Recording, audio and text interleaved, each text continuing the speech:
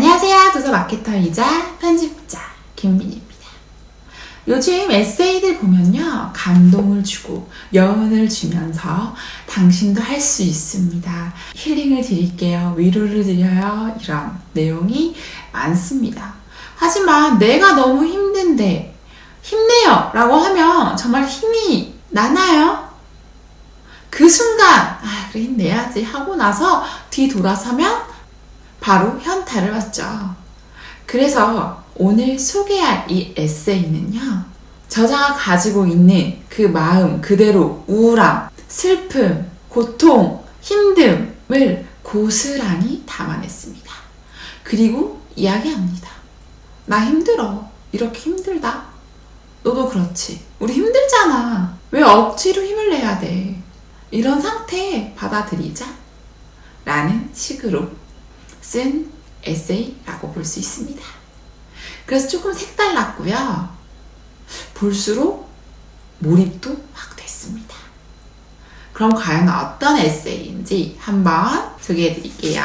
바로 죽을 각오로 살아보라는 너에게. 이다안 저자이고요. 파란북에서 출판했습니다. 이다안 저자는 1988년생 33살입니다. 만성 우울증으로 자살 충동과 수시로 싸우며 오늘도 살아가고 있다고 합니다. 과연 그녀는 왜 이렇게 힘들고 왜 이렇게 고통스러워하는 걸까요? 한번 이 이야기 같이 살펴볼까요? 처음 자신의 유년 시절을 이야기합니다. 불행이 운명이라면. 우리 가족은 기억이 나지 않을 만큼 아주 오래전부터 불행했다. 가장 오래된 기억을 끄집어내보자면 부모님이 싸우자 동생과 북박이장에 숨어 울었던 일이 떠오른다. 아빠와 엄마는 고작 5살이던 우리 앞에서 서로를 때리고 욕하며 핥히는 장면들을 여과 없이 다 보여주었다. 어느 날은 아빠가 자신에게 맞고 친정으로 짐을 쌓아서 나간 엄마를 데려오라고 내 등을 떠밀었다. 난 그때 스스로 머리를 묶지도 못할 만큼 어렸는데 산발이 된 머리와 잠옷 차림으로 할아버지 댁 배를 누를 때 생애 첫 수치심을 느꼈다. 내가 초등학교를 다닐 무렵 아빠는 직장을 그만두고 백수를 자처했다. 해고를 당한 건지 잦은 사퇴한 건지는 아직도 확실히 모르지만 아빠는 항상 자신이 스스로 나온 것이라고 강조했다. 둘 중 어느 쪽이 진짜인지는 중요치 않았다. 중요한 것은 그때부터 우리 집은 가난이라는 굴레까지 뒤집어 쓰고 걷잡을 수 없이 피폐해졌다는 사실이다. 아빠는 가족들이 돈 몇 번은 자신을 무시한다 여겼고 그 자격지심을 폭력으로 행사하여 굴복시키려는 것으로 해소했다. 엄마는 항상 아빠가 우리의 인생을 망쳤다고 여기며 분노했다. 나 역시도 그렇게 생각했다. 가난에서 기원한 징후가 우리 가족 불행의 원천이었다. 그리고 그 물살은 나와 아빠에게로, 나와 엄마에게로, 나와 동생에게로 번져 결국 나로 하여금 가족 모두와의 관계를 뒤틀리게 했다. 아빠는 속 좋은 사람처럼 허허 웃다가도 문득 심사가 뒤틀리면 고함과 함께 손부터 올라가는 다혈질이었다. 난 그런 아빠를 무서워하기보다는 경멸했다. 적대심을 가지고 있었다. 가까이 하기 싫은 깊이의 대상이었다. 고등학생으로서 첫 등교를 하는 날이었습니다. 가족이 모두 자고 있었고 나는 교복을 챙겨 입은 뒤 아침밥을 먹기 위해 전날 끓여놓은 김치찌개를 냉장고에서 꺼내대었다. 홀로 정정 속에서 먹히지 않는 밥을 억지로 먹고 서둘러 학교에 갈 채비를 했다. 시계를 보니 시간이 빠듯했다. 야, 밥 차려. 그때 안방에서 아빠가 잠에서 막 깬 얼굴로 나와 내게 말했다. 난 고등학교 입학식이라고 해서 따뜻한 밥을 차려주는 엄마의 모습, 오늘 하루 잘 학교 다녀와라 하며 따뜻한 말을 건네는 아빠의 모습을 바란 적은 없다. 그러나 혼자 등교 준비를 하는 딸에게 밥 차리라고 명령하는 아빠는 꼴보기 싫었다. 나 학교 가야 돼. 늦었어. 아빠는 오늘이 고등학교 첫 입학 날인지도 모르는 듯 했다. 순간 우라가 치밀었지만 당장 학교에 가야 하는 생각에 잠자코 냄비에서 김치찌개를 널어 식탁에 놓았다. 내 표정을 보더니 아빠는 고함을 지르며 김치찌개가 담긴 대접을 내 얼굴로 던졌다. 나는 세교복이 더러워질까봐 무서워 얼른 화장실에 갔다. 얼굴과 머리는 엉망이었지만 다행히 교복은 브라우스 카라만 조금 젖어 있었다. 여분의 브라우스가 입으니 이걸로 갈아입으면 된다. 그런데 갑자기 화장실 문이 열렸다. 아빠가 속옷도 입지 않은 채 나에게 달려와 교복 브라우스를 잡아당겼다. 이년 이거 교복 다 찢어버려야 돼. 너 같은 건 학교 갈 필요도 없어. 나는 교복을 찢으려 하는 것보다 나체인 아빠가 달려드는 것에 놀라 소리를 고래고래 질렀다. 그러자 엄마가 아빠를 말리며 안방으로 끌고 들어갔다. 닫힌 안방 문틈으로 두 사람이 싸우는 소리가 들렸다. 입학 첫날 지각한 나는 눈치를 보며 자리에 앉았다. 고등학교 첫 수업이 시작되었다. 수업이 시작하자마자 나는 배가 아프기 시작했다. 가스가 차듯 뱃속이 부글거렸고 시간이 흐를수록 상태는 심각했다. 안 돼. 입학 첫날부터 실수하면 어떡해. 안 돼. 그렇게 시작된 나의 정체 모를 고질병은 평생을 따라다니며 내 인생을 엉망으로 만들었다. 나는 처음에 이 병이 단순한 내과 질환이라고 생각했다. 단지 타인과 조용하고 고립된 공간이 있을 때만 복통이 시작되는 점이 의아했지만 어쨌거나 배가 아픈 것이니 내과에서 가는 약을 처방받아 먹으면 나을 것이라 생각했다. 내과에서는 과민성 대장 증후군이라며 마음을 편안히 유지하는 것이 방법이라고 했지만 내 의지와 상관없이 생겨나는 불안을 치유하는 방법은 알려주지 않았다.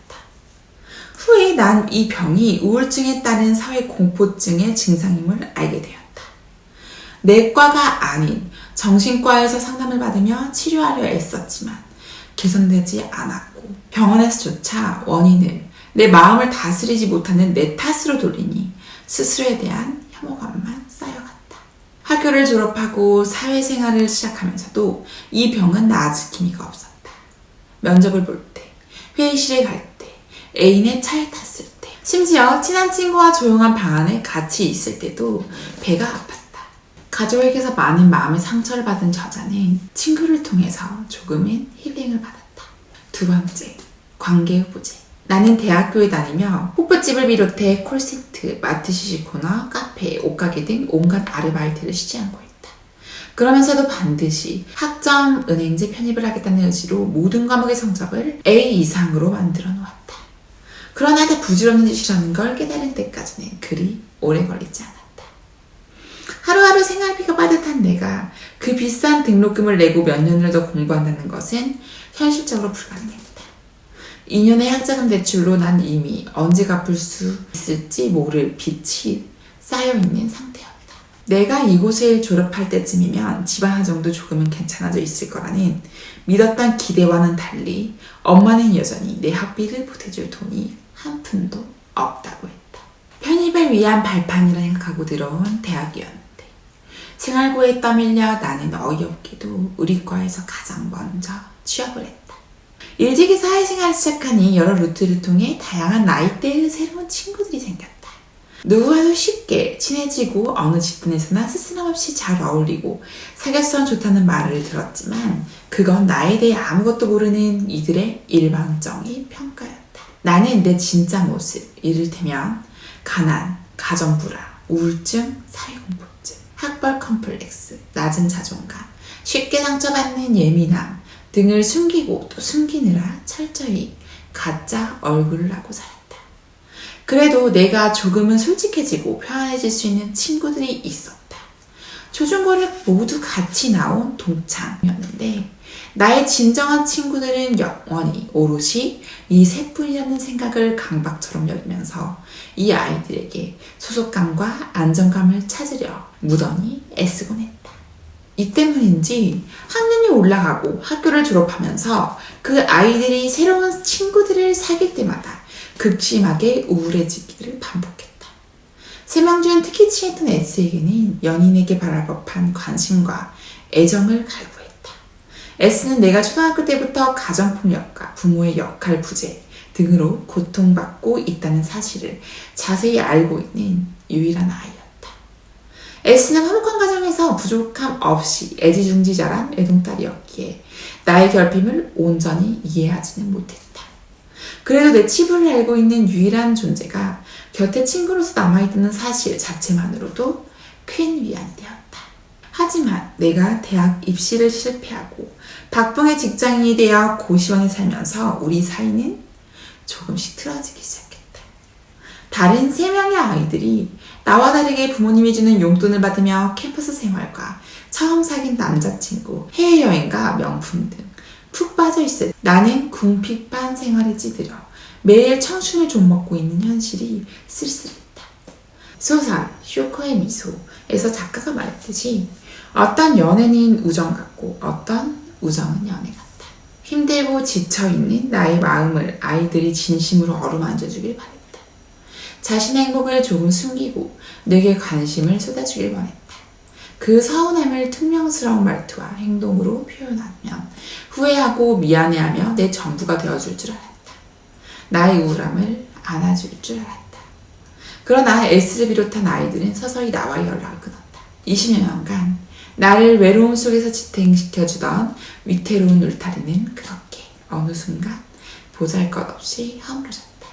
사회생활을 하면서도 저자는 계속 힘들었고 삶이 고통스러웠습니다. 그래서 자살 계획을 합니다. 과연 자살을 인정해 줘야 되는 걸까? 과연 자살은 정당한가? 그리고 내가 타인의 자살을 막는다면 그것은 의로운 일인 것일까? 과연 누구를 위해? 어쩌면 모든 사람들의 인생은 다 다르기 때문에, 그리고 그 고통을 수용할 수 있는 단단함의 차이도 다 다르다고 생각합니다. 우리는 보편적으로 많이들 이야기합니다. 자살 안 돼. 힘들어서 도망가는 거야. 현재 있는 사람들을 생각하지 않는 일이야. 라고요. 하지만 우리는 그 고통을 겪는 사람들의 마음을, 심정을 100% 다 이해할 수는 없기 때문에요. 함부로 그렇게 얘기해서는 안 될 것 같습니다. 저 또한 3년 전에 죽음에 대한 입문 수업을 들은 적이 있는데요. 그때 자살에 대해서 이야기했었습니다. 그렇게 힘든가요? 다 힘들잖아요. 하지만 그거 겪어내고 다 긍정적으로 생각하면서 살면 되는 거죠. 노력을 해야 한다고 생각했습니다. 하지만 몇 년이 지난 지금 이 상황에서는요. 죽음, 자살, 상대방의 인생, 고통에 대해서 어떠한 말도 쉽게 하지 못할 것 같더라고요. 왜냐면 난 알 수 없으니까요. 미셸 푸코가 얘기했습니다. 나 당신을 이해해. 나 널 이해할 수 있어. 라고 하는 말은요. 내가 당신보다 우위에 있거나 동등한 위치에 있다는 것을 이야기하는 굉장히 오만한 생각이라는 걸요. 저는 죽을 때까지 상대방의 마음을 이해할 수는 없습니다.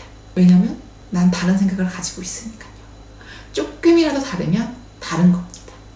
이해하는 게 아니라 받아들여 주는 겁니다. 나 너 마음 이해해. 라는 말을 쉽사리 하지 못하는 것 같습니다.